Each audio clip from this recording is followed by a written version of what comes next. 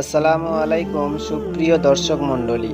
আজকের ভিডিওতে আমরা জানব মৃত্যুর পরে মানুষের আত্মা কোথায় যায়, তার সাথে কি হয়। আশা করি বিষয়টি জেনে উপকৃত হবেন, তাই ভিডিওটি না টেনে শেষ পর্যন্ত দেখতে থাকুন। একবার এক সাহাবী রাদিয়াল্লাহু তাআলা আনহু মারা যান এবং হুজুর সাল্লাল্লাহু আলাইহি ওয়াসাল্লাম ওই সাহাবী জানাজা নিজেই পড়ান। অতঃপর কয়েকজন সাহাবী ওই মৃত দেহটিকে কবরের জন্য নিয়ে গেলেন এবং হুজুর সাল্লাল্লাহু আলাইহি ওয়াসাল্লাম ওনাদের সাথেই পায়ে হেঁটে গেলেন। কবরের জন্য যে স্থানটি নির্ধারিত ছিল সেইখানে গিয়ে দুইজন সাহাবী কবর খনন শুরু করেন এবং বাকি সাহাবীগণ কবর খনন শেষ হবার অপেক্ষায় মৃত দেহটিকে ঘিরে বসেছিলেন। কেউ কোনো কথা বলছিল না, সবাই চুপচাপ শান্ত একটি পরিবেশ। মনোযোগ দিয়ে সবাই কবর খনন দেখছিলেন এবং হুজুর করিম সাল্লাল্লাহু আলাইহি ওয়াসাল্লাম পাশে একটি গাছের নিচে বসে চুপচাপ মনোযোগ দিয়ে কবর খনন দেখছিলেন। কিছুক্ষণ পরেই সাহাবা একরামগণের দিকে তাকিয়ে হুজুর সাল্লাল্লাহু আলাইহি ওয়াসাল্লাম জিজ্ঞাসা করলেন, তোমরা কি জানো মানুষের মৃত্যুর পর তাদের আত্মা কোথায় যায়? সাহাবা একরামগণ তখন এই বিষয়ে কিছুই জানতো না যে মৃত্যুর পরে মানুষের আত্মা কোথায় যায়। তাই তারা অধীর আগ্রহে হুজুর আকরাম সাল্লাল্লাহু আলাইহি সাল্লামকে বললেন, হে আল্লাহর নবী, আমরা জানি না, আমাদেরকে বলুন। সাহাবীগণ যখন হুজুর সাল্লাল্লাহু আলাইহি ওয়াসাল্লাম থেকে কিছু জানার সুযোগ পেতেন তখন তারা অধীর আগ্রহ নিয়ে নবীজির সামনে এসে উপস্থিত হতেন। মৃত্যুর পরে আত্মা কোথায় যায়, তাদের সাথে কি হয়, এমন অজানা বিষয় আজকে তারা জানবে। এই জন্য তারা সবাই মিলে হুজুর পাক সাল্লাল্লাহু আলাইহি ওয়াসাল্লামের কাছে গিয়ে আগ্রহের সাথে ওনাকে ঘিরে বসলেন। হুজুর সাল্লাল্লাহু আলাইহি ওয়াসাল্লাম একবার কবরের দিকে তাকালেন, তারপরে মাথা মোবারক তুলে আকাশের দিকে তাকালেন। অতঃপর একে একে সমস্ত কিছু গল্পের আকারে বলতে লাগলেন। হুজুর সাল্লাল্লাহু আলাইহি ওয়াসাল্লাম বললেন, শোনো, মানুষ যখন মৃত্যুর শয্যায় থাকে তখন সে মৃত্যুর ফেরেশতাকে দেখে ভয় পেয়ে যায়, কিন্তু যে ইমানদার খোদাভীরু তার সামনে মৃত্যুর ফেরেশতা ভালো সুরাত ধরে আসে এবং তাকে দেখে সে ভয় পায় না। মৃত্যুর ফেরেশতা তার কাছে এসে সালাম জানায় এবং তাকে অভয় দেয় এবং হাসি মুখে গিয়ে তার মাথার পাশে যত্নের সাথে বসে। অতঃপর ওই মৃতপ্রায় লোকটিকে বলে, হে আল্লাহর বান্দা, তুমি আমার প্রভুর ভালোবাসা ও ক্ষমা গ্রহণ করো এবং তুমি তোমার রবের আদেশ অনুক্রমে এই দেহ থেকে বেরিয়ে আসো। আর সে ইমানদার খোদাভীরু হওয়ার কারণে তার আত্মা দেহ থেকে বের হওয়ার সময় একটুও কষ্ট অনুভব হয় না। হুজুর পাক সাল্লাল্লাহু আলাইহি ওয়াসাল্লাম বোঝার সুবিধার্থে একটি উদাহরণ দিয়ে বললেন, মনে করো একটি পানির পাত্র কানায় কানায় পরিপূর্ণ। সেখান থেকে এক ফোঁটা পানি যেমন অনায়াসে পড়ে, মুমিন ব্যক্তিদের দেহ থেকে আত্মা বের হবার সময়ও ঠিক তেমনি অনায়াসে বের হয়ে আসে, কোনো কষ্ট বা বেদনা অনুভব হয় না।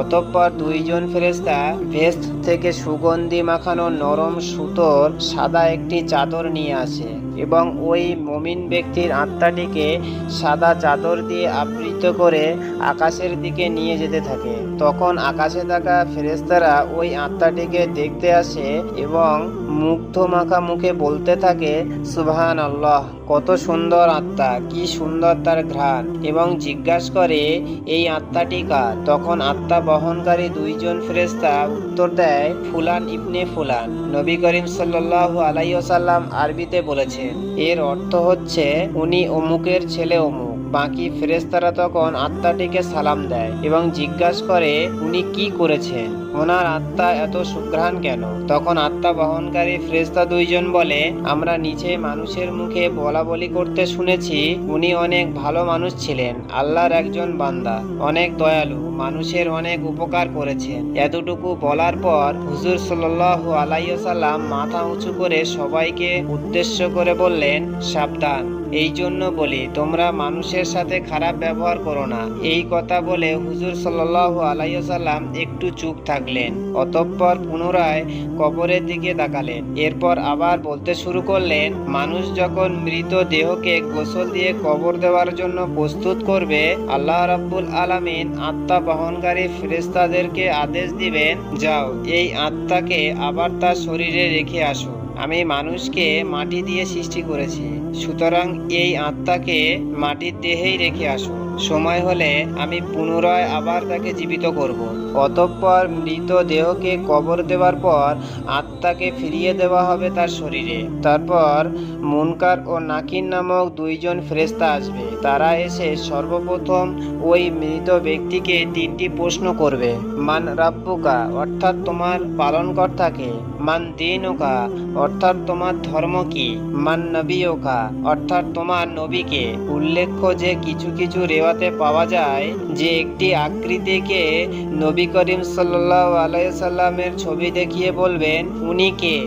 যারা মুমিন তারা ওই সমস্ত প্রশ্নের উত্তরগুলো দিতে পারবে এবং এই সমস্ত প্রশ্নগুলোর উত্তর নিয়ে মুনকার ও নাকির নামক দুইজন ফেরেশতা চলে যাবেন। অতঃপর ওই মৃত ব্যক্তি অন্ধকার কবরে আবার একাকী হয়ে যাবে। অন্ধকারে থাকার কারণে তার মাঝে এক অজানা আশঙ্কা ছেয়ে যাবে। সে কি করবে, কোথায় আছে, এই সমস্ত বিষয় তার মধ্যে আসতে থাকবে। এমনত অবস্থায় অনেক সুদর্শন ভালো বেশ পোশাকে পরা ব্যক্তি তার নিকটে আসবে। আত্মাটি ওই ব্যক্তিকে দেখে অনেকটাই মুগ্ধ হয়ে যাবে। এত সুন্দর মায়াবী চেহারা সে কখনোই দেখেনি। তখন আত্মাটি ওই ব্যক্তিকে জিজ্ঞাসা করবে, তুমি কে? উত্তরে ওই ব্যক্তি বলবে, তোমার জন্য অনেক বড় সুসংবাদ নিয়ে এসেছি। মহান আল্লাহ তাআলা তোমার উপর রাজি হয়েছে। তোমার জন্য তোমার প্রতিপালক জান্নাত প্রস্তুত করে রেখেছে। তুমি কি একবার ওই জান্নাত দেখতে চাও? আত্মাটি বলবে, হ্যাঁ, অবশ্যই আমাকে একটু জান্নাত দেখাও। অতঃপর আল্লাহর রহমতে কবরের ডান দিক দিয়ে জান্নাতের সাথে একটি সংযোগ সৃষ্টি হয়ে যাবে এবং ওই আত্মাটি সরাসরি জান্নাত দেখতে পাবে এবং জান্নাতের সুঘ্রাণ ও জান্নাতের মনোরম আবহাওয়া ওই মৃত ব্যক্তির কাছে আসতে থাকবে। জান্নাতের এত সুন্দর দৃশ্য, এত মনোরম পরিবেশ দেখে ওই আত্মাটি মুগ্ধ হয়ে যাবে এবং অধীর আগ্রহে বলতে থাকবে, সেখানে আমি কখন যাব, কিভাবে যাব। তখন ওই লোকটি মৃদু হাসি দিয়ে বলবে, তোমার যখন সময় হবে সেখানে যাবে এবং থাকবে। আপাতত নির্ধারিত কাল পর্যন্ত তোমাকে অপেক্ষা করতে হবে, কিন্তু তুমি ভয় পেও না। শেষ দিবস পর্যন্ত আমি তোমার সঙ্গ দিব। অতঃপর ওই আত্মাটি ওই ব্যক্তিকে জিজ্ঞাসা করবে, কিন্তু তুমি কে?